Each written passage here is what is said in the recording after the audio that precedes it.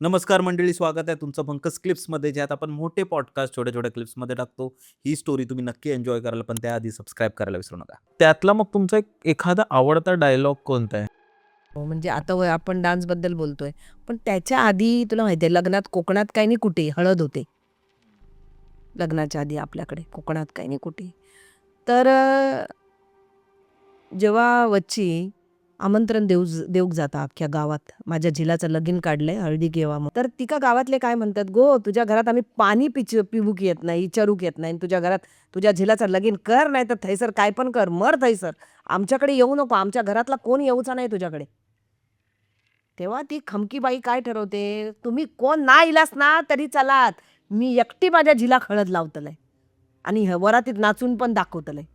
म्हणान ती ती सिरियल ज्या पद्धतीने ते लिहिलेलं आहे लेखकाने, की हळदीक हिच्या घरात कोण येणार नाही हा आणि हिका हळद एकट्याक लावूची हा.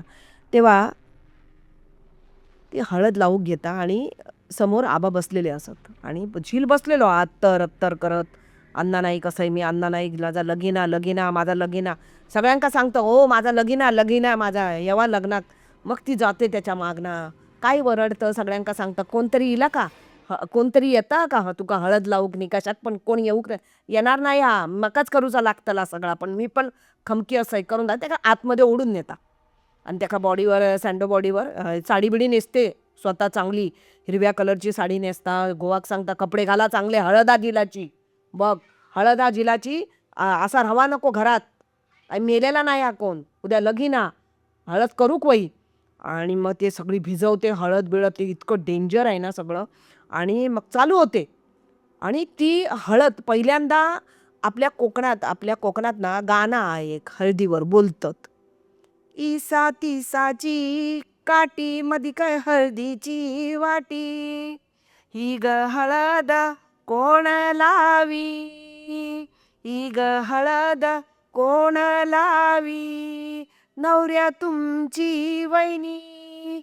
नवऱ्या तुमची आजी आई ताई माई जी का असतील आपली नाती ती एक एक जण येऊन तुमका हळद लावतली असा त्याचा थॉट आ माका सांगितल्यानी सरांनी बघ तुझ्या घरात झिलाचा लगीना त्या झिलाच्या लगीना त्या हळदीक एक माणूस नाही येऊ गावचा तुका किती दुःख होईत की काय त्या पोराचा नशीब हा एकतर एवढो धडधाकट पोरगो त्याका कानासून गोळी जेव्हा जाता येडो झालो लगीना माझा लगीन काठी घेता हातात ती बंदूक म्हणून फिरवता अत्तर अत्तर करता आणि सगळ्या घरभर फिरता गावभर तर आता ती हळद तुका त्या किती वियर्ड असली पाहिजे ती हळद तुझ्या लेकाची तेव्हा ती हळद घेता सगळ्या हातात लावता पानं घेता हळदी आंब्याची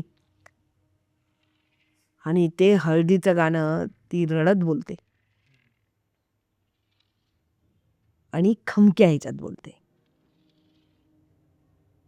आणि सूर आहे त्याला एक असा एपिसोड नंबर 37 आहे आय थिंक यूट्यूबचा 37 आणि ती जे हळद लावायला घेते तेव्हा ती इतक्या वाईट ह्याच्यात आणि रडत बोलते म्हणजे आर्त जो आर्त आहे आतला त्या आईचा तो रडतोय त्या मुलासाठी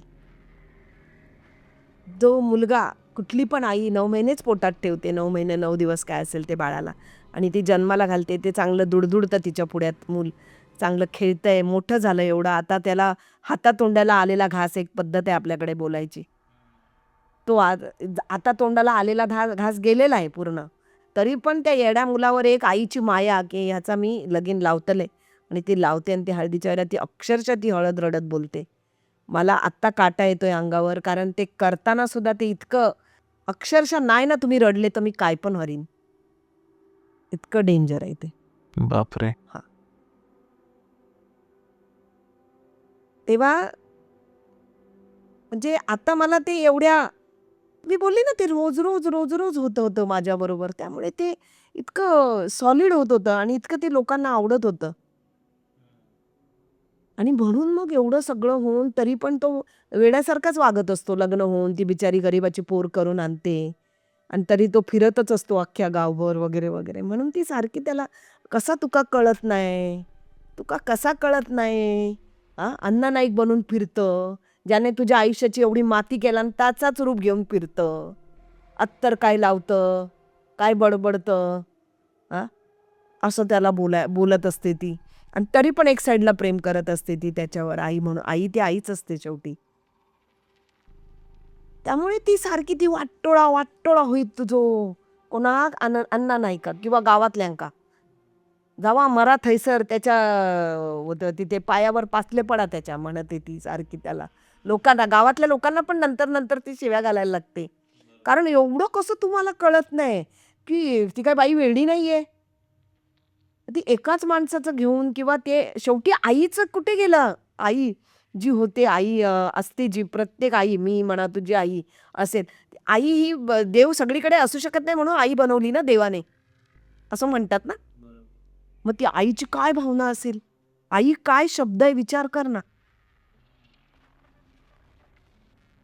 आणि मग ती भांडते ती आईच असते, बायको असते, एक स्त्री असते. त्यामुळे ते तळतळाट ते जे वाटोळा होईत हात आपटते जमिनीवर नावाने हात आपटतात. कोकणात एक पद्धत आहे माहीत नसेल तर. तुला कोणाचं वाईट करायचं असेल किंवा जर तुझा तळतळाट तुला एक्सप्रेस करायचा असेल ना तर जमिनीवर हात आपटतात असे त्याच्या नावाने.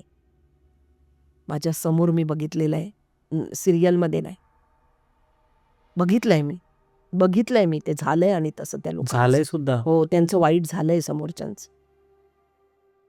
आणि ती काय सिच्युएशन होती असंच? सिच्युएशन म्हणजे काय आहे, आता माझी प्रॉपर्टी आहे एखादी, माझं घर आहे आणि ते आपण 4 भावंडांमध्ये वाटून घेणार आहे आणि तुला राहायला दिलंय त्या ठिकाणी. तू त्याचा मालक नाही आहेस, पण तू काय काय केलंस आणि त्या जागेचा मालक झालास आणि ज्याची ती जागा आहे त्याला ती जागाच मिळाली नाही. त्याची पोरांची लखतर आज आहे. ती पोरास ह्याच्या त्याच्या घरात भाड्याने थाड्याने राहतायत. कशी तरी आयुष्य जगतायत. आता ती मुलं दारू पितायत. त्यांचं आयुष्य बर्बाद झालं. तो बापाचा जीव काय म्हणत असेल. त्या बापाने हात आपटलेत माझ्या समोर आणि त्यांचं तसं झालं. हो त्यांचं वाटोळा झालं म्हणजे कसं त्यांच्या घरात कोणाचंही लग्न झालं नाही. ते सगळे तसेच आहेत अजून. पाहिजे ना प्रॉपर्टी, जमीन पाहिजे, प्रॉपर्टी पाहिजे. मरा त्या घरातच मरा आता. ना तुला ना मला ना घाल कुत्र्याला. म्हणून जे पूर्वापार लोक म्हणून गेले ना बाई जमीन दारू नाश कोण करतं. भाऊ भावाचा वैरी आहे. पिक्चर आहे ना सक्का भाऊ सक्का वैरी नाहीये का अशोक सराफ मिलिंद गवळी. आणि समोरच कितीतरी उदाहरण आहे आपण बघितली आहेत. कापा कापीनी काय तर तो तळतळाट काय नाही ती वाटोळा काय आपसुकच येणार आहे कोणाच्या पण ह्याच्यातनं. मंडळी जर तुम्हाला ही स्टोरी आवडली असेल तर डिस्क्रिप्शनमध्ये आम्ही पूर्ण एपिसोडची लिंक टाकलेली आहे. तो चेकआउट करायला विसरू नका. त्यात अशाच प्रकारच्या भरपूर स्टोरीज अवेलेबल आहेत आणि सबस्क्राईब करायला विसरू नका.